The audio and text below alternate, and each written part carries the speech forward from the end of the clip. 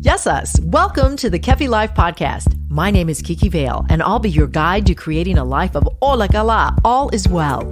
Together, we'll get back to the basics, and we'll explore fresh new ways to flourish in mind, body, and soul the Greek way. You can look forward to interviews, stories, essential self-care strategies, recipes, and actionable takeaway Ola Kala moments. This is going to be so much fun. Let's get going. Πάμε! Our Lexi for today is Osta, or Kokola, two different ways to say bones. Did you know, friend, that the human body contains bones throughout, with the longest bone and the strongest being the thigh bone, and the smallest are in the staples of the middle ear.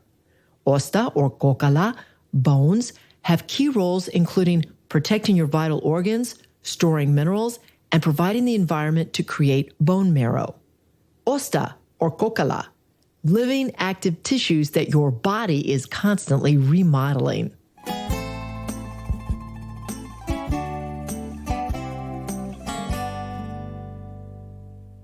Eleolado, olive oil, has been celebrated in the civilized world for millennia. Nearly eternal, the oil of this fruit has been more than just food to the cultures of the Mediterranean region. It's been medicinal, ceremonial, sacramental, and the foundation of great wealth and power. It is safe to say that olive oil is the ethos, the essence of Greek culinary culture. Today, the priceless and life-giving ingredients of this liquid gold can be delivered to you when you purchase your premium bottle of Kefi Life extra virgin olive oil from the region my parents were born, the Peloponnese. The coveted Koroniki olive is extensively cultivated here in the southern part of Greece, which offers the unique microclimate needed to grow a fruit netting the utmost nutrient value for extra virgin olive oil. Kefi Life extra virgin olive oil, a boundless amount of value, high in antioxidants with anti-inflammatory properties, linked to good mood and improved mental health. Get your bottle of wellness today when you visit kefilife.shop. Welcome back to the Kefi Life Podcast. So happy that you joined me today. There's a famous person, Ralph Waldo Emerson, who once wrote, "The first wealth is health." So here at Kefi Life, we enjoy and love to bring you information that will strengthen you in the mind, body, and spirit, giving you whole person well-being and health. So I have invited two doctors who happen to be a father and son. Dr. Michael Liston, orthopedic surgeon. He works on the south side of Chicago, and he is joined today by his son, Dr. Michael Liston Jr., board certified in family medicine, practicing in Orland Park, Illinois, also South Side. And they happen to be my brother-in-law and nephew. Welcome. Well, thank you, Kiki. We're delighted to be here. Thrilled to be on Kefi Life. Oh my God. I am so honored that you guys took the time to stop by. And today we're going to talk about specifically bone health, which is especially on my mind and many people's mind because, well, bones carry through our lives. And I have something called osteopenia. Some people have osteoarthritis. Did I say that right? Yes, perfect. Osteoporosis. What's the difference, Mike? It's kind of a bone mineralization thing, and you could say it's a bit of a spectrum or continuum where, as we age, especially in postmenopausal women, you can have predisposition to a little bit of loss of the minerals in the bone. And unless a mild loss would be osteopenia, but if it becomes more significant or severe, that would be more osteoporosis. And the idea would be to try to prevent that so that we could avoid seeing the orthopedic surgeon from a fall. Which is your dad. Yes. Careful, you're going to put me out of business. So, Michael, okay, so we understand what you're doing. You're taking care of people, or you're helping them to prevent Correct. These types of things. And then your dad, on the other hand, Mike, you're doing is... Well, after they get into a little trouble with those things, we're seeing them. So, but actually, Kiki, on the way over here, we knew what the topic was going to be. And Michael and I were talking about what single thing could somebody do to best ensure good health and good bone health. And we said, well, listen to your podcast. Oh, yes. Oh, my God. I love it. I love it. Well, especially when I have two great guests like you. Speaking of which, you guys have been doing this for a while and have great experience, great personal reviews. People keep coming back to you again and again. And that's a testament to your love of the profession of medicine. So what did motivate each of you to get into this field of medicine with a specialty in bone, like orthopedic surgery and family practice? Want me to go first? Well, take it away. Well, I can tell you how very, very fortunate I was to grow up in the family that I did.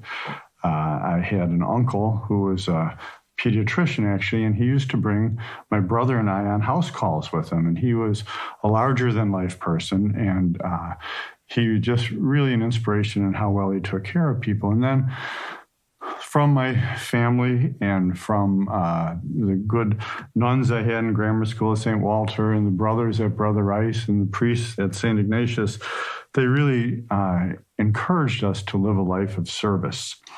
And I can remember once saying to my father, talking about the future and what I wanted to be, and this is when I was very young, still in grammar school, and he said, well, if you really want to do good and help people, you should either be a doctor or a priest. And I thought the priest angle wasn't so bad until I met Anne. And so then I figured that's his wife. I should stick with the doctor business. And so I've been most fortunate to be able to do that. And all I ever wanted to do was to come back and take care of the good people that we grew up with. And so I came back after residency to the south side of Chicago, and I've been blessed to be able to do what I do where I do. I need to give a plug to your father, since you mentioned him, who was Purple Heart Silver Star recipient in World War II, correct? He was the strongest man I ever knew. Well, we thank him for his service, and I had the great honor and privilege to know him and meet him. Mike Jr., so tell us what you love about what you do as a family practitioner. Well, I think, you were sort of asking why, go into medicine. And I remember once, as a high school student, kind of snooping around my dad's office, and I saw a note on there. It said, thank you from some patient, and it said, thank you, Dr. Liston, for saving my life. And as a high school student, I thought, oh my God, a lot of people's parents go to work, and are they making a difference? I'm like, whoa, there it was, my dad, saved somebody's life. I thought, oh wow. What a wonderful opportunity he has to have such a positive influence in the lives of others. And I thought, whole life was inspired by all the good he was doing. So for me, it was just sort of like it had to be. I just had to go to med school to be able to help others. Well, it's a big, daunting task to get through that. And once you do, and you have the privilege to serve others and help other people like your dad and you do, is just so commendable. So I slipped that note in there. Oh my gosh. Well, let's talk about bone health. First, let's talk about the bones in our body. Give us a little description of what the skeleton looks like or what it looks like on the inside of the body. Well, it's Halloween time, Kiki. I think you can go to good segue. Drive down the block. Yes, they're good. Aside from structural things to have us use our bones and to protect ourselves and to mobilize, they're good for scaring people on Halloween, I think. Absolutely. And bone marrow making, red blood cells, white blood cells, and platelets, and the important job it's doing. I've never understood that. I've never really understood bone marrow. Would you explain it to me? Sure. Basically, it's where your blood cells come from. So your bone, the bone marrow is made of the bone.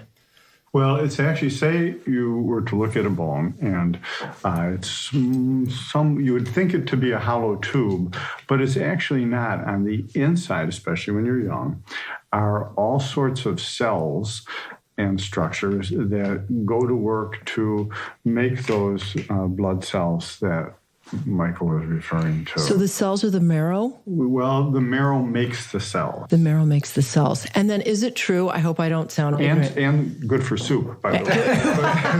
I drink bone broth every day. I do. Well, there you go. I do. I drink bone broth every day. It's good for me.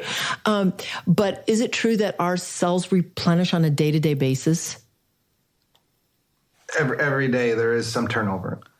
That's interesting to me. Certainly more so and more robust when we're young, and as we go through life, they seem to take a little bit of time off now and then. But yes, they lose their enthusiasm. But that is true. I've always been fascinated with the ability for the human body to function in a way, and we don't even push a button or tell it what to do or anything. Like the blood flows, we use our body parts, we get up, we walk. I mean, that is just miraculous to me. Funny you should mention it. One time I was at a school, and it was career day, and so I was asking if there was any questions, and one young man said, have you ever seen any medical miracles? And I thought about it for a minute, and I said, every day I do. I go, the human body itself is this incredibly magnificent structure, so resilient, so just remarkable. And every day I see people who have dedicated their lives and worked so hard for the art and the science of medicine. And so we stand on their shoulders to be able to deliver care to people through the technology and the care. I go, does that answer your question? He goes, no, I meant like rise up and walk. That's a good one. But the philosophical answer. The moral of the story is that we are remarkable creatures. Unbelievable. And if I think about it, you said a word that is so important, and that's why I love this podcast. Yes, I'm giving myself a plug because of the word care. If we talk about us caring about ourselves, self-care, and the care of others, we might direct this next question to Mike Jr., which is, how do we take care of our bones? How do we make sure that we're keeping them as strong as possible? I think one of the keys is staying active and, eating a good balanced diet and exercise. Nothing too earth-shattering there. Oh, I was hoping you were going to say ice cream and pizza. Two of your favorites. Here and there. Two of your favorites. So those basic things make a difference. Absolutely. Diet, movement, exercise, maybe sometimes a supplement or two. Let's talk about calcium pills or supplements or vitamins.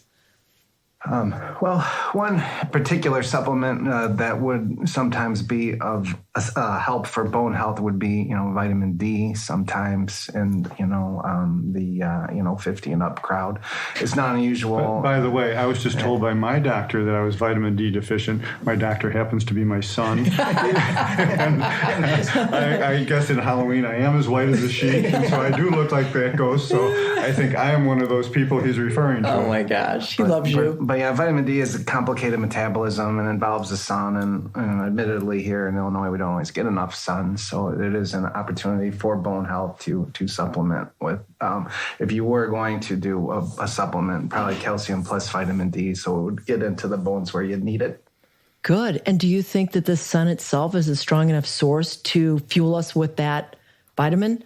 Or do you think you need a supplement? So long as we can see it. Oh, that's a good point. Yeah, exactly. Actually, do you mind if I ask a question? So a person like, say, Kiki or me, when we go to the doctor, we should get a vitamin D level drawn, should we? And as far as to find out if somebody does have, say, osteopenia or osteoporosis, what might they do to find those things out? Right.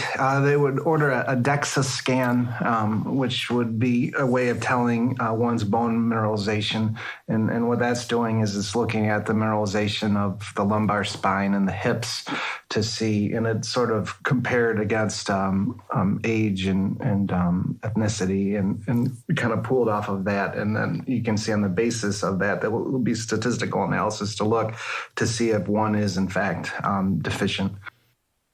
I think prevention can help us from visiting your dad, even though I'll tell you what, athletes are visiting you, old people are visiting you. I don't want to be, segregating anybody, but anybody that has a broken something or a sprain or who's coming to see you, Mike? Well, actually, since I've been little kids old ladies and dogs have always liked me. The rest of the world's not so sure. So that seems to be a lot of my practice, except for the dogs. It seems to be a lot of my practice right now. But who comes to see us? Well, they come to see us certainly when their joints wear out. As we go through life, at the ends of our bones where the bones come together are joints, and there's articular surface over them. And as from a lot of different things, either trauma, overuse, too much weight over a given surface area, those can wear out. And when they do, they can certainly be cause for pain and disability, and that's when they come to see us. The other, I think, probably reason they come to see us mostly, at least in my practice, is trauma. People fall down, or some of us think that we're still younger than we are. And we were just talking about wonderful referral sources. Pickleball has been a wonderful referral source. Seriously. I think that everybody should have a skateboard, a trampoline, and monkey bars in their backyard. Pogo stick. Yeah. Pogo stick, yes. Those are, really. And everybody, regardless of age, should continue to play football. So I think that, whether gender or age, we do not discriminate here. Yes, that's right. So those are principally the reason. Now, again, in orthopedic surgery, certainly there are bone tumors, and there's specialists for that. There's hand surgeons, there's spine surgeons, there's foot and ankle, there's shoulder, elbow, total joint. So there's many sub-disciplines of the major discipline, but those are the reasons that people come to see us. Is your specialty discipline hips? I am what they call a generalist. Yeah. So I do see, as I have gone through life, my probably patients have gone through life along with me. So I'm seeing people now more for joint replacements. And I have younger partners that are seeing more people for either, say, hand or sports injuries. So basically, what your son was saying is to keep our bones healthy, we're moving, we're exercising, but if we abuse that, well then, hello, Dr. Mike, we're coming to see you too. Yeah, everything in our literature reinforces exactly what you said. Keep the joints moving, keep the muscles strong. They find that by keeping our muscles strong, it actually dampens a lot of the impact across the joint. And again, I think, at least they tell us, that by doing exercise, it can help push those things like osteopenia or osteoporosis down the road a bit. It stimulates the bones. And better mood, better sleep, too. So here's an interesting question. What is the difference between osteoporosis and osteoarthritis? Well, that actually is a really good question, Kiki. I think about every day someone will come in and ask me if their osteoporosis is hurting, or if their osteoporosis is causing their fracture not to heal, or if that, in fact, is what their problem is. Osteo, the word, of course, means bone, and arthritis means, inflammation of the joints. And so osteoporosis means you don't have enough calcium in your skeleton, but it doesn't hurt. It can predispose you to fracture, but it doesn't actually hurt. Osteoarthritis, on the other hand, as your joints wear out, that's what can give you the pain. Usually you do so with, like Michael said, the DEXA scan will show you if you have osteoporosis, but either an X-ray, a CT scan, or an MRI can help you determine if you have osteoarthritis or the degree of that. And with that, I would say, do visit the doctor when there is some type of problem in your body. Check it out. Early and often. Exactly. And I do notice that when I'm extremely active, now I'm doing this thing where I get my 10,000 steps a day, plus my exercise. But walking is so underrated. Hippocrates said, walking is man's best medicine. Certainly, and we hear, I'm guilty as anybody. If I need to go to the store, I'm going to jump in the car and go, even though it's a block away, as opposed to walking like I should. So, in European countries, people walk all over, and Now, I've always been fascinated by, like, if you look at old pictures, even from when we were kids, everybody in those pictures looks skinny. And look at pictures nowadays and not so skinny. So I think there's a lot to be said for walking places. And plus, as my one daughter, Jennifer, who's an environmental scientist, says, going out in nature, it's like a forest bath. It's certainly good for our bones and joints, but it's good for the round bone too. The brain, the noggin. I love that. So how would we, we're running out of time here, but how would we wrap up as far as the most important thing to take away with this interview with our bone health and with maybe our health in general, or how you guys stay active? Well, it's just all those things that you mentioned, all those things that, our parents taught us to, live right, eat right, don't, do all things, as Aristotle would say, all things in moderation, but certainly staying active it seems to be kind of a key. It seems like we see people who hit a fork in life, and some of them, they want to be good grandparents or whatever, and they stay active, and they enjoy travel, and they keep their minds active, and they don't have all these health problems, or they follow that path of what's it called, metabolic disintegration, essentially, where they kind of, maybe they're not as active and they gain a little weight, and then their blood sugar goes up and their blood pressure goes up, and then they start end up spending way too much time in the doctor's office. So I think while there are some times we're dealt a bad hand genetically or whatever, there are some things that are volitional. There's some things that we can control ourselves. And those are the things that are important. That's key. Self-advocate. Take initiative. Would you? Absolutely. So you agree? Awesome. Well, you've been very special guests, and I ask all my special guests this question. We'll start with Mike Jr. Mike Jr., Dr. Mike Jr., in my life, I've learned that.